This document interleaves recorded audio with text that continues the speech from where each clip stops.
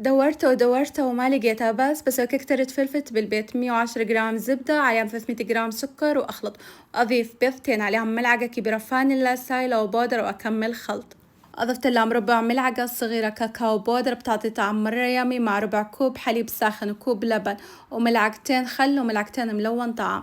أخلطهم مع بعض، وهنا عندي 300 جرام دقيق وملعقة صغيرة باكنج بودر وصودا ورشة ملح.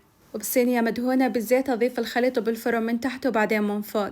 ونيجي الألذ فقرة، ظرفين دريم ويب مع فانيلا ونصف كوب حليب سايل. أخفق، أضيف لهم كوب كريمة خفق وأكمل خفق. أضيف 180 جرام جبن كريم، 3/4 كوب حليب مكثف محلى وعلبة قشطة. بعد ما أخلط الخام أضيف لهم نصف ظرف جيلاتين حيواني. وللصوص الأحمر عندي الفواكه مع ربع كوب سكر وموية وعصرة ليمونة، وبالمضرب بعد كذا أضيف لهم ملعقتين صغيرة نشا مذوبة مع موية. الترتيب الطبقات: الكريمة، الكيكة، الصوص، الكيكة، الكريمة، آخر شي زينت بجوز هند رطب. وبالعافية، جربوا اعطوني رأيكم.